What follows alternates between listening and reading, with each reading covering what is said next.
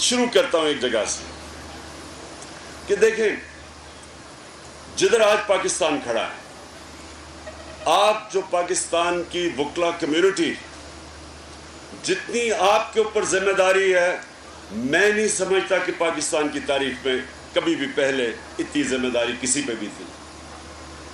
پاکستان کو جو ہمارے فاؤنڈنگ فادرز تھے پاکستان کے،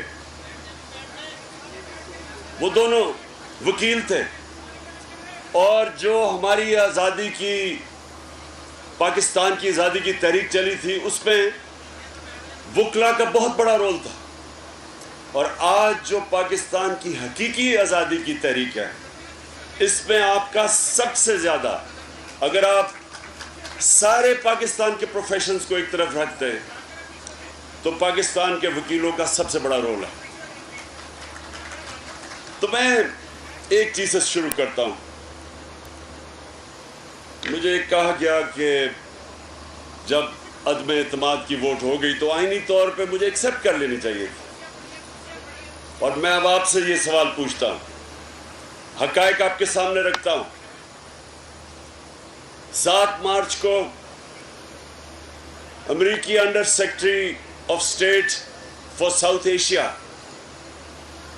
اس کی میٹنگ ہوتی ہے پاکستان ایمبیسڈر سے واشنگٹن میں۔ وہ پاکستان کے ایمبیسڈر کو کہتا ہے کہ عمران خان روس کیوں گیا تھا، اور یہ صرف اس کا اپنا انیشیٹو تھا، اور امریکہ بڑا ناراض ہے اس کے اوپر۔ اور پھر کہتا ہے کہ عمران خان کو اگر آپ نے نہ ہٹایا، نو کانفیڈنس کی موشن میں، یہ جو ٹیبل ہو رہی ہے اسمبلی میں، ابھی ہوئی نہیں تھی 7 کو نو کانفیڈنس موشن ابھی ٹیبل نہیں ہوئی تھی۔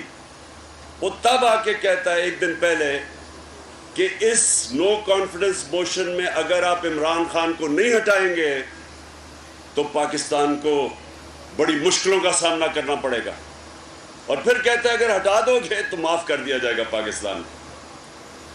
7 کو یہ ہوتا ہے، 8 کو نو کانفیڈنس ٹیبل ہوتا ہے اسمبلی میں، اور ایک دم ہمارے اتحادیوں کو بھی خیال آتا ہے کہ اوہو یہ تو حکومت بہت بری ہے، اور ہمارے لوٹے جو کہ 15-20 تھے، جو کہ جن میں سے American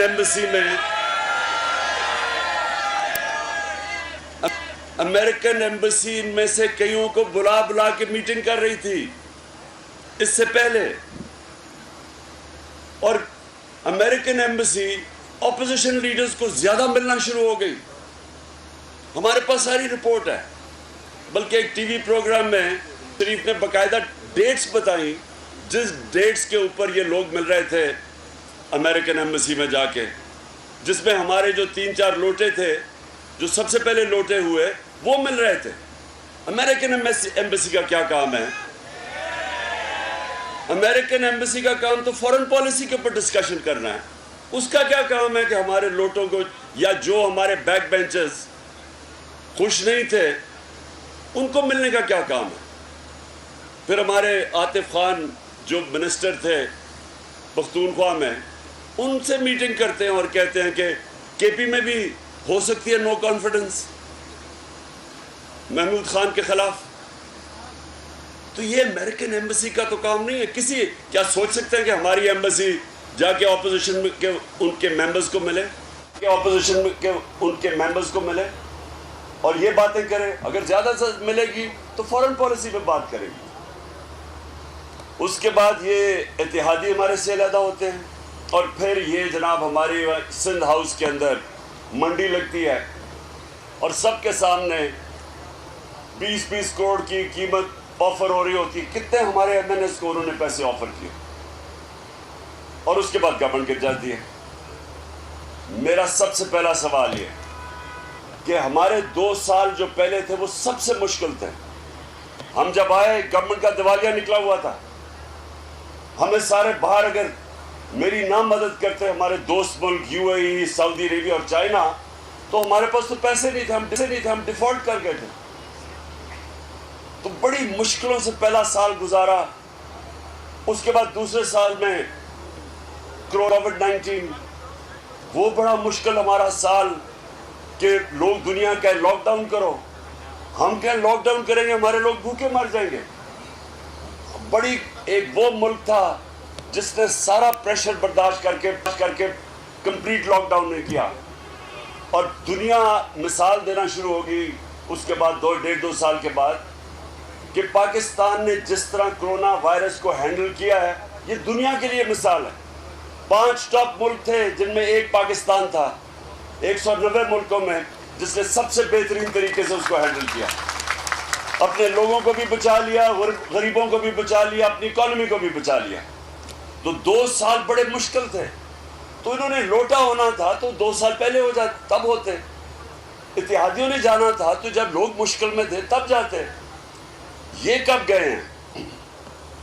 economic survey of Pakistan کے مطابق جو ہمارے 2 سال تھے، پچھلے 2 سال، اس کے اندر پاکستان کی جو گروتھ ریٹ تھی وہ پہلے تیسرے سال میں 5.6% اور اس سال 6%. اس کا مطلب کہ 30 سالوں میں یہ سب سے بہترین ہماری ملک کی معاشی پرفارمنس تھی.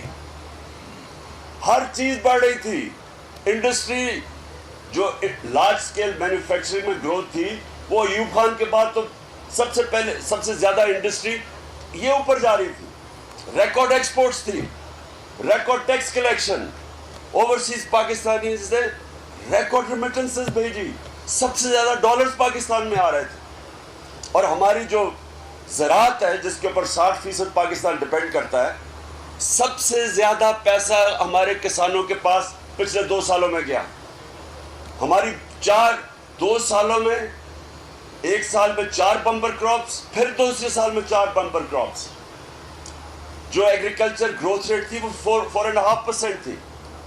تو جب یہ ملک ایک صحیح راستے پہ جا رہا تھا تو میرا سوال یہ ہے کہ کیا وجہ تھی کہ ایک دم یہ سارے نے کہا جی بڑا یہ تو پارٹی بڑی گورنمنٹ کی پرفارمنس نہیں اچھی ہو رہی ہے، ہمارے چھوڑ گئے. یہ تھی سازش. اور میں آپ کو دوسری بات بتاؤں، اگر میں اس کے اوپر اور پاکستانی قوم سٹینڈ نہیں لے گی آج، اگر آپ پاکستانی قوم اگر آپ سٹینڈ نہیں لیں گے، کوئی پاکستان کا prime minister independent foreign policy نہیں چلا سکے گا. ڈرے گا کہ آگے سے دھمکی آئے گی امریکہ سے تو وہ ایسے چھپ جائے گا. ہم نے، میری وکلا کمیونٹی آپ اوپینین میکر ہے، ہم نے جب دھمکی ملی امریکہ سے، جو جنرل مشرف اپنی کتاب میں لکھتے ہیں کہ وہ رچرڈ آرمٹیج کی جب ٹیلی فون سے آیا کہ we will bomb you into stone age, اگر ہم ان کے ساتھ شرکت نہیں کرتے ان کی جنگ میں، ہماری جنگ ہی نہیں تھی. ایک دھمکی کے اوپر ہم نے گھٹنے ٹیک دیے، ان کی جنگ میں شامل ہوئے. 80,000 پاکستانی مارا گیا، 400 ڈرون اٹیک ہوئے پاکستان پہ. دنیا کی تاریخ میں یہ کوئی مثال ہی نہیں ملتی کہ آپ کا ایلائی جس کے لیے آپ جنگ لڑ رہے ہیں وہ آپ پہ ہی بمباری کر رہا ہے. 400 ڈرون اٹیکس ہوئے، کتنے بے قصور لوگ مارے گئے. کون سے حکمران نے کھڑے ہو کے کہا کہ یہ سارے ہیومینیٹیرین لاز کی خلاف ورزی ہے؟ کوئی دنیا کا قانون آپ کو اجازت نہیں دیتا ٹو بی جج، جوری اینڈ ایکزیکیوشنر. آپ فیصلہ کر رہے ہیں 8,000 میل دور سے، کمپیوٹر گیمز کھیل رہے ہیں کہ اچھا جی یہ دہشت گرد ہے، بٹن دبایا وہ سارا نیچے. کون نیچے مرا کسی کو نہیں پتا. چھوٹے چھوٹے گوشت کے ٹکڑے لوگوں کو ملتے تھے. کون سا ملک اجازت دیتا ہے؟ یہ ہے غلامی. اور اس غلامی کے اگینسٹ میں کھڑا تھا. میرے لیے بھی بڑا آسان تھا کہ ان کو کہتا جی میں روس نہیں جاتا. اور روس، اب یہ سنیں ذرا، آج انہوں نے جو پٹرول کی اور ڈیزل کی قیمت بڑھائی ہے جس کا ساری اکانومی کے اوپر افیکٹ پڑے گا، بیچارہ نچلا طبقہ پس جائے گا، سفید پوش پس جائے گا. اس کے جو ریپرکشنز آئیں گے، اس کی جو انفلیشن ہے 30% سے اوپر انفلیشن جائے گی. 30% اوپر انفلیشن کا مطلب کہ جو تنخواہیں ہیں لوگوں کی، جو تنخواہ دار طبقہ خاص طور پہ، وہ کیسے گزارا کرے گا؟ تو ہم کیوں گئے تھے روس؟ ہمیں روس سے، ہم تعلقات ٹھیک کر رہے تھے، ہم نے گیس لینی تھی. ہم نے وہاں سے روس سے गंदम 20 लाख टन गंदम लेनी थी, और फिर जब हम वहां गए तो पता चला कि वो हमें 30% कम के ऊपर हमें तेल देंगे। तो हमारे लिए तो रूस की ट्रिप इसलिए इंपॉर्टेंट थी कि मेरे लोगों के लिए फायदा था, मुझे जात का तो कोई फायदा नहीं था। अमेरिका हुक्म करे कि जी नहीं आप क्यों रूस गए हैं, और हिंदुस्तान को जो उनका स्ट्रेटेजिक एलाय है, उनकी इकोनॉमिक और मिलिट्री पार्टनरशिप है हिंदुस्तान से। हिंदुस्तान आज 40% कम कीमत पे रूस से तेल खरीद रहा है। आज हमने जब ये पता नहीं कितनी तकरीबन 88 या 90 रुपए हमने जब इसकी कीमत बढ़ाई है तेल और डीजल की, हिंदुस्तान ने 25 रुपए लीटर कम की है कीमत, क्योंकि रूस से तेल मिल रहा है उनको। हमें क्यों नहीं इजाजत? तो मेरा सबसे बड़ा मुश्किल, मैं कभी किसी बिलीव ही नहीं करता कि किसी मुल्क से हमारी दुश्मनी हो। मैं मिलिट्री सोल्यूशन में मानता ही नहीं हूं। मैं समझता हूं हमारे सबसे अच्छे ताल्लुकात होने चाहिए। हिंदुस्तान से कोशिश की हमने ताल्लुकात अच्छे करने की, बदकिस्मती से वहां एक रेसिस्ट फैशिस्ट बीजेपी हुकूमत थी, और वो उन्होंने फिर कश्मीर से जो 5 अगस्त 2019 में उनकी स्टेटहुड दूर खत्म की, तो हमें ताल्लुकात तोड़ने पड़े। लेकिन उससे पहले कोशिश की कि उनसे हम बातचीत से अपने मसले हल करें। तो अमेरिका, तो मैं तो सबसे बेहतर जानता हूं अमेरिकनों को। अमेरिकनों के सामने अगर आप उनके झुकते जाएंगे, वो आपको डू मोर कहते जाएंगे। आपको अपने हकूक के लिए खड़ा होना पड़ता है।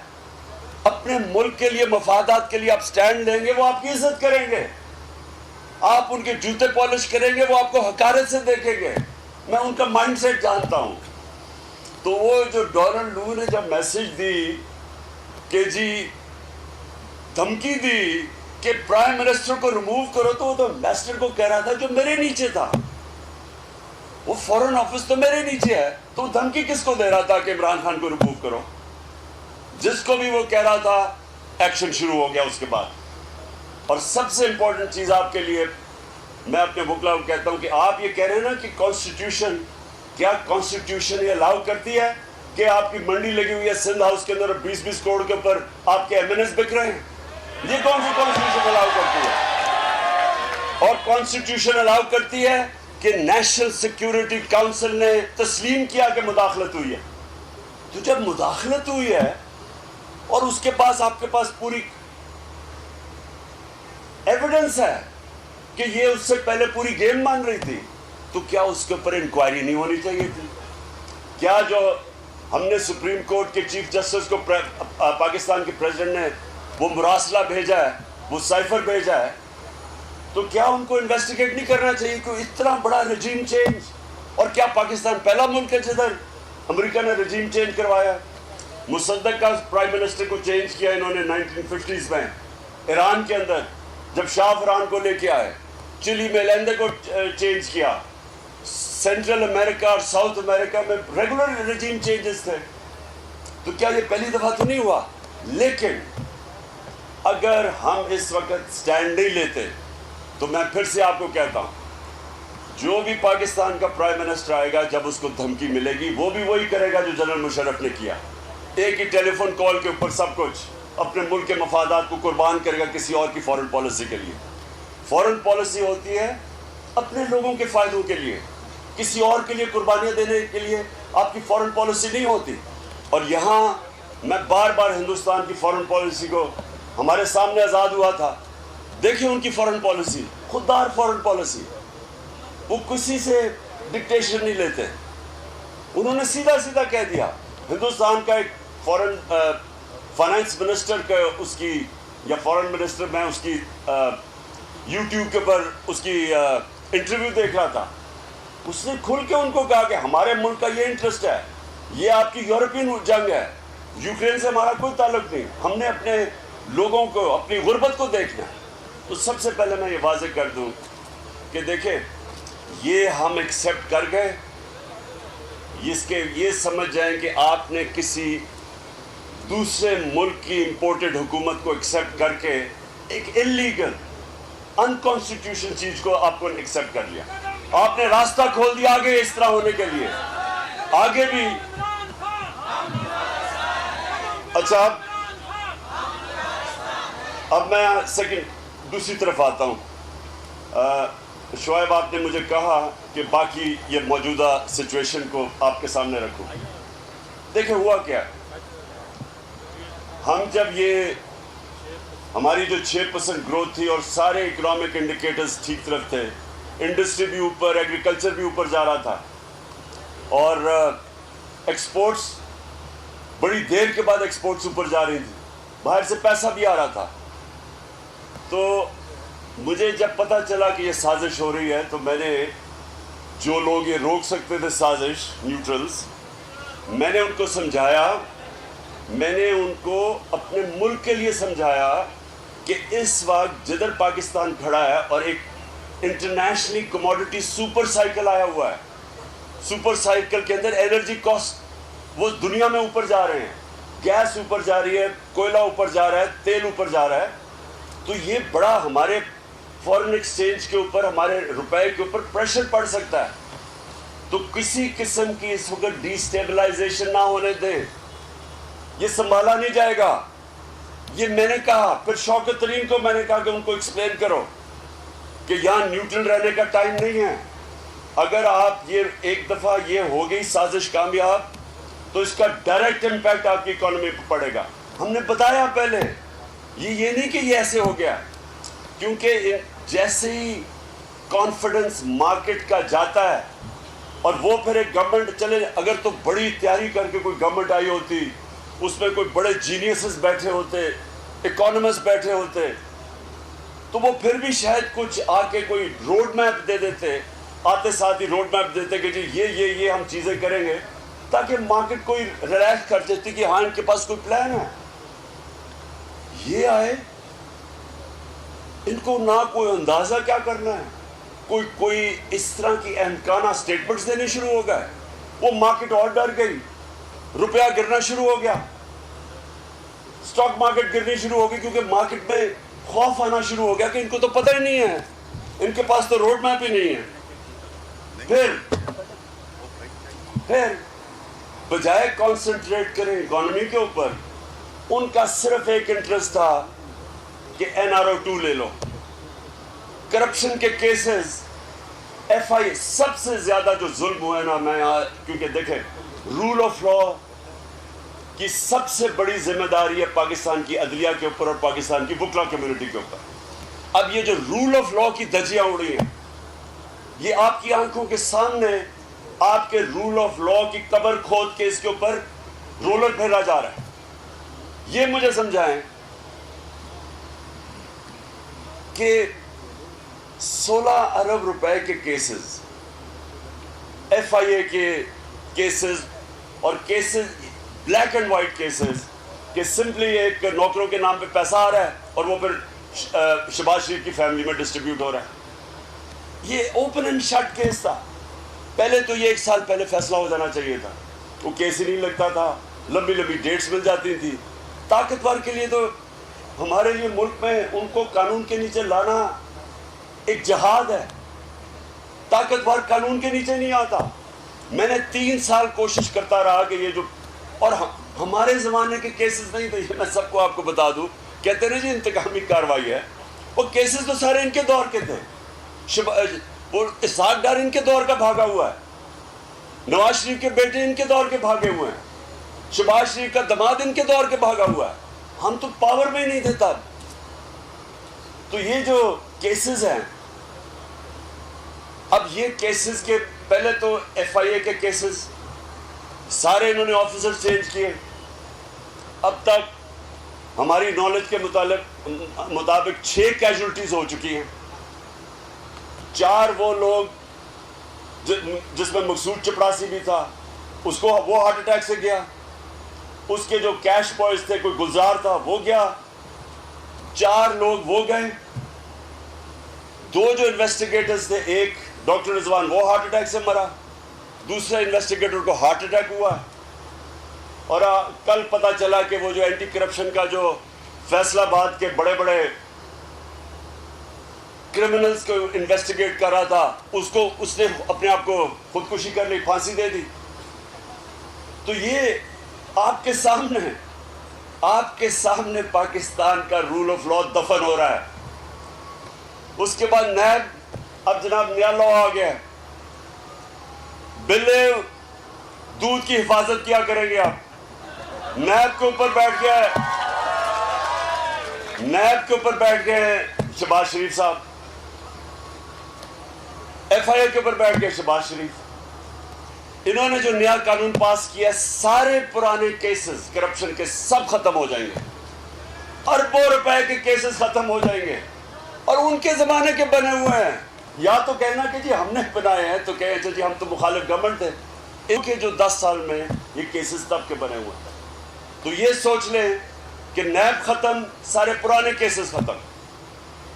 پارلیمنٹ کا یہ حال ہے اب اسمبلی کا کہ جب راجہ ریاض اپوزیشن لیڈر بن جاتا ہے، جو کہتا ہے میں نون لیگ کے ٹکٹ پہ اگلا الیکشن لڑوں گا، اس کا مطلب پارلیمنٹ ختم، اس کا مطلب اپوزیشن زیرو.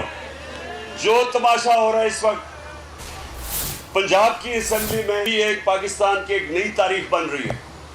تماشا بنا ہوا ہے وہاں. اچھا، اب الیکشن کمیشن لا یہ کہتا ہے، بڑا واضح لا، کہ جب آپ کے ممبرز ریزرو سیٹس پر ڈسکوالیفائی ہوں گے، ان کی آٹومیٹک ریپلیسمنٹ آ جائے گی. یہ قانون ہے. وہ الیکشن کمیشن نے ایک اور طریقہ نکال لیا ہے کہ ان کو بچا لیا ہے. ان کو کہہ نہیں جی جب بائی الیکشن ہوں گے، رزلٹ آئے گا، پھر یہ ریپلیس کیے جائیں گے، تاکہ وہ میجورٹی رہ جائے نون لیگ کی. اور یہ بائی الیکشن میں، اور میں آج آپ کو کہہ رہا ہوں کہ بائی الیکشن میں جو دھاندلی کا پلان بنا ہوا ہے اور جو ہونے والا ہے، یہ پورا ہمارے الیکٹرل پروسیس کو اب ڈسکریڈٹ کرنے والا ہے. ساری جو ادارے ہیں جنہوں نے ڈیموکریسی کو پروٹیکٹ کرنا ہے، رول آف لا کو، وہ سب خطرے میں آتا ہے. تو اس سے بھی اوپر کہ دیکھیں برٹش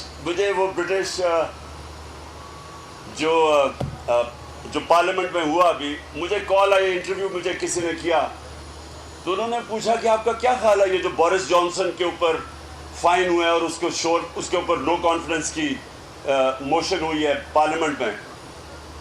آپ سوچیں کہ انہوں نے کرونا کے دوران تھوڑے سے جو ڈاؤننگ اسٹریٹ کے اندر جو سٹاف تھا، انہوں نے باہر کام ختم کرنے کے بعد انہوں نے ایک ڈرنکس پارٹی کر لی. ڈرنکس پارٹی کیا، گیٹ ٹوگیدر کر لی.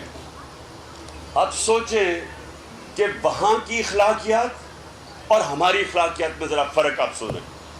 اور میں اس لیے اس چیز کے اوپر آتا ہوں کہ جو مدینہ کی ریاست میں جو سب سے امپورٹنٹ چیز تھی، 2 چیزیں تھیں جو بیس بنی تھی مدینہ کی ریاست: رول آف لا، یعنی عدل اور انصاف. جب انہوں نے کہا کہ میری بیٹی بھی اگر جرم کرے گی سزا ملے گی، تو کوئی قانون کے اوپر نہیں.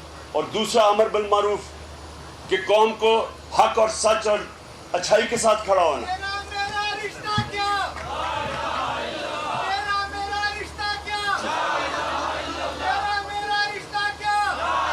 جی سنیں ذرا، یہ دیکھیں کہ وہ ملک، مسلمان تو ہم ہیں، امر بالمعروف کا تو ہمیں حکم ہے، رول آف لا کا ہمیں حکم ہے.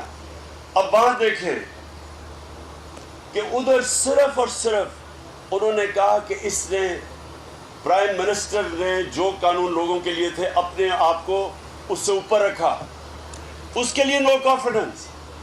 یہاں ساری قوم کے سامنے جو 30 سال سے لوگوں کے اوپر کرپشن کیسز تھے، پہلی دفعہ NRO 1 لیا مشرف سے، سارے کیسز جو ان کے 2 دفعہ ان کی حکومت کرپشن پہ گئی تھی، سارے چارجز زرداری کے اوپر نواز شریف نے لگائے تھے. زرداری کو جیل نواز شریف نے ڈالا تھا کرپشن پہ. نواز شریف کے اوپر حدیبہ پیپر مل زرداری نے کیا تھا، وہ سارے جنرل مشرف نے معاف کر دیے، NRO دے دیا. اب یہ NRO 2 ہے جو 10 سالوں کے اندر سب کچھ وہ معاف ہونے لگا ہے. تو میرا سب سے بڑا پوائنٹ یہ اپنی وکلا کمیونٹی سے کہ اگر یہی ہونا ہے تو وہ بیچارے جو جیلوں میں غریب بھرے ہوئے ہیں، ان کا کیا قصور ہے؟ پھر ان کی تو چھوٹی چھوٹی چوریاں ہیں. اگر اربوں روپے کی چوریاں معاف کرتے نہیں ہیں تو وہ بیچاروں کا کیا قصور ہے؟ یہ بہت امپورٹنٹ ہے آپ کے لیے کہ حضرت علی کا حضرت علی رضی اللہ تعالیٰ کا اسی پہ قول ہے کہ کفر کا نظام چل جائے گا لیکن ظلم اور ناانصافی کا نظام نہیں چل سکتا، اس طرح کا نظام نہیں چل سکتا۔ یہ جو اکانومی ہماری ہے یہ ڈائریکٹلی ڈیپینڈنٹ ہے رول آف لا پہ۔ آپ کا جب رول آف لا، کوئی دنیا میں ملک بتا دیں جدھر رول آف لا ہو اور وہ غریب ہو، ایک ملک مجھے بتا دیں، اور ایک ملک مجھے بتا دیں جدھر رول آف لا نہیں ہے اور وہ امیر ہے۔ سوئٹزرلینڈ کی کوئی وسائل نہیں ہے سوئٹزرلینڈ کے پاس۔ ہمارے جو ناردرن ایریاز ہے یہ سوئٹزرلینڈ سے دگنا سائز ہے اور اس سے بہت زیادہ خوبصورت ہے کیونکہ میں نے دونوں جگہ دیکھی ہوئی ہے۔ سوئٹزرلینڈ صرف پہاڑوں سے اور گایوں سے اور دودھ اور وہ چیز بنا کے وہ دنیا کا خوشحال کرتا ہے، کیونکہ رول آف لا انڈیکس میں سوئٹزرلینڈ میں 99.9 رول آف لا انڈیکس ہے۔ آپ کو اور ہم سب کو شرم بھی آئے گی یہ سن کے کہ مسلمان دنیا شاید ہی کوئی مسلمان ملک ہے جس کا 20% سے زیادہ رول آف لا انڈیکس پہ ہے۔ ہم سب نیچے ہیں، ہمارا جنگل کا قانون زیادہ ہے کہ جس کی طاقت اس کی بھینس۔ اور یہاں آپ دیکھیں کہ یہ جو رول آف لا کی تباہی ہو رہی ہے، اس لیے آپ سب کو رول آف لا کے ساتھ پاکستان کی اخلاقیات، ہماری مورل سٹینڈرڈ جو تباہ ہو رہی ہیں، کہ آپ کو جرمنی اور جاپان تباہ ہو گئے تھے سیکنڈ ورلڈ وار میں، دونوں 10 سال میں کھڑے ہو گئے کیونکہ وہاں اخلاقیات کو بوم نہیں کر سکے۔ وہ جب اخلاقیات اور موریلٹی ایک معاشرے کی انٹیکٹ ہے وہ پھر کھڑا ہو جاتا ہے۔ لیکن لیبنان، میں مثال لیبنان کی دیتا ہوں کہ میں آج سے کوئی 40 سال پہلے اس دبئی کو کوئی نہیں جانتا تھا، سارے بیروت جایا کرتے تھے۔ سب سے مڈل ایسٹ کے اندر جو جگہ جانے کی تھی خوشحال وہ لیبنان تھا۔ آج لیبنان ایک فیلڈ سٹیٹ بن گیا، 70% لوگ غربت کی لکیر سے نیچے چلے گئے ہیں۔ ایک وجہ ہے کرپشن، اور کرپشن ہے سمٹمز رول آف لا نہ ہونے کے۔ وہاں بھی طاقتور پیسے بنا رہے ہیں، ادھر بھی طاقتور قانون کے اوپر ہے، ادھر بھی صرف غریب لوگ جیلوں میں، غریب چور جیلوں میں جاتے ہیں۔ تو یہ جو نبی صلی اللہ علیہ وسلم نے جو سب سے زیادہ، میں ایک کوٹ کرتا ہوں ان کی حدیث، کہ جو قوم طاقتور ڈاکوں کو نہیں پکڑتی اور صرف کمزور ڈاکوں کو پکڑتی ہے وہ تباہ ہو جاتی ہے۔ بیسکلی جدھر رول آف لا نہیں ہے وہ تباہ ہو جاتی ہے۔ تو میں آپ سب کو آج صرف اس چیز کے اوپر لانا چاہتا ہوں کہ جو اب ہمارے ملک میں ہو رہا ہے، رول آف لا کی دھجیاں اڑ رہی ہیں، کانسٹیٹیوشن تباہ ہو رہی ہے۔ مجھے یہ بتائیں کہ ایک رجیم چینج ہوا، لوٹے بنے، ملک کے بڑے بڑے کرمنلز کو اوپر لا کے بٹھا دیا، اور جب ہم نے پروٹیسٹ کیا، ہماری ہمیشہ پروٹیسٹ پرامن رہی ہے۔ کیا میں فیملیز کو انوائٹ کروں گا اگر میں کوئی انتشار کرنا چاہتا ہوں؟ عورتیں بچے ہماری پروٹیسٹ پہ آتے ہیں۔ آپ نے جس سے بھی دیکھا ہوگا ڈی چوک میں فیملیز آئی ہوئی تھی۔ مجھے یہ بتائیں کہ پاکستان کی تاریخ میں کب اس طرح کے پرامن پروٹیسٹ کے اوپر اس طرح کی فورس استعمال کی گئی؟ میں نے مارشل لا میں بھی دیکھا، مجھے جنرل مشرف کے دور میں نے جیل گزاری 7-8 دن، یہ اس لیے کہ وہ جب عدلیہ کی آزادی کے لیے ہم نکلے تھے، تو مجھے واحد لیڈر تھا، اس کو جیل میں ڈالا، لیکن میں نے اس کے کریک ڈاؤن میں بھی کبھی اس طرح کا ظلم نہیں دیکھا جو ادھر اب ہوا۔ عورتوں کو جس طرح انہوں نے ٹریٹ کیا، رات کے 2 بجے گھروں میں گھس گئے، یہ کون سا قانون ہے؟ کس قانون کے مطابق؟ ایک ویڈیو آئی اور میں اس بچے سے بھی ملا ہوں، فیصلہ آباد میں باپ نہیں تھا، 10 سال کے بچے کو پکڑ کے جیل لے گئے۔ یہ کدھر ہوتا ہے؟ یہ کون سی جمہوریت میں ہے؟ یہ کون سا قانون اجازت دیتا ہے؟ سارا ملک بند کر کے رکھ دیا۔ ہم نے فضل الرحمان نے 2 دفعہ لانگ مارچز کی، ایک دفعہ کی وہ کام پہ ٹانگنی، اس نے جا کے لانگ مارچ کر دی، مہنگائی مارچ۔ مجھے یہ بتائیں کہ ہم نے ایک دفعہ کوئی کنٹینر رکھا ہو، ہم نے کوئی ان کو ان کے اوپر ٹیئر گیسنگ، یعنی ایک آدمی کو جیل میں ڈالا، ہمارے انہوں نے کتنے ہزار لوگوں کو جیلوں میں ڈال دیا. میرے اوپر کوئی 8-9 FIRs ہیں. ابھی وہ کہا گیا کہ آپ کی FIRs میں ختم کروں، میرے اوپر خود کوئی 8 FIR ہوئی ہیں. اس کے اوپر ہماری ساری سینئر لیڈرشپ کے اوپر FIRs کٹی ہوئی ہیں. تو یعنی یہ کون سی جمہوریت میں ہوتا ہے؟ میں یہ آپ سے سوال پوچھتا ہوں، کون سا قانون اجازت دیتا ہے؟ اور میں اب بڑی ایک تکڑی شو کرنے لگا ہوں. میں بھی بتاؤں گا نہیں کہ وہ ہے کیا، لیکن کرنے لگا ہوں. میں آپ سب کو کہتا ہوں کہ آپ نے اس کے اندر شرکت کرنی ہے، اور اس لیے کرنی ہے، میرے لیے نہیں کرنی، پالیٹکس کے لیے نہیں کرنی، اپنے ملک کی حقیقی آزادی کے لیے آپ نے سب نے نکلنا ہے. یہ جو کہہ رہے ہیں کہ ہم بڑے مشکل فیصلے کر رہے ہیں، یہ وہ جو پہلے تو شکر ہے کہ کہتے تھے نا جی شہباز شریف پنجاب سپیڈ، اور وہ پتہ نہیں کدھر ہے، صبح 7 بجے آفس پہنچ جاتا ہے اور پتہ نہیں وہ کیا کر دیتا ہے. ہم سارے انتظار کرتے رہے کہ شاید واقعی کچھ کرے گا. پتہ چلا یہ سب کچھ، یہ ساری ڈیولپمنٹ صرف اشتہاروں میں ہی ہوتی تھی. 50 ارب روپے کے آپ کے پیسے کے اوپر، اشتہاروں کے اوپر ڈیولپمنٹ ہوگی. اب ذرا بتائیں نا کیا ہے جو پاکستان ادھر اس وقت تیزی سے جا رہا ہے جس طرف، مجھے خوف ہے کہ یہ سری لنکا کی طرف جا رہا ہے. جس طرح وہاں معاشی کولیپس ہوا ہے، مجھے خوف ہے ہم اس طرف جا رہے ہیں، کیونکہ ان کے پاس کوئی پلان ہی نہیں ہے. مارکیٹ ان کو ٹرسٹ ہی نہیں کر رہی، باہر کے لوگوں نے ان کو پیسے نہیں دیے. جب باہر کے لوگوں کو بھی پتا چلا کہ یہ تو گورنمنٹ امپوز کی ہوئی ہے، اس کے پاس تو پبلک سپورٹ ہی نہیں ہے، انہوں نے بھی اس کو سپورٹ نہیں کیا. اگر اس وقت یہ حکومت چلتی رہی، مجھے خوف کیا؟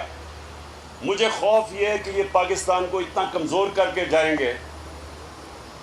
جب ایک گورنمنٹ کمزور ہو جاتی ہے معاشی طور پہ، تو ہم سب کے سامنے سوویت یونین کی مثال ہے کہ سوویت یونین ملیٹریلی کمزور نہیں تھی، لیکن معاشی طور پہ اتنی کمزور ہوئی کہ وہ ٹوٹ گیا. ہمیں وہاں یہ نہ لے جائیں کہ جب پھر ہمیں بیل آؤٹ کرنے آئیں، وہ پھر جو ہمیں کنڈیشنز لگائیں گے وہ ہماری ساورنٹی، ہماری آزادی کو کمپرومائز کرے گا. اس لیے اس ملک کے لیے ضرورت ہے کہ صرف ایک چیز نکال سکتی ہے اس ملک کو اس دلدل میں جس میں پھنستے جا رہے ہیں. وہ ایک چیز ہے، صاف اور شفاف الیکشنز. یہ واحد چیز ہے. اور میں آج یہاں آپ کے اپنی معزز باشعور وکلا کمیونٹی کے سامنے کھڑے ہو کے یہ کہتا ہوں کہ آپ نے سب نے اس آزادی کی، حقیقی آزادی کی تحریک میں شرکت کرنی ہے.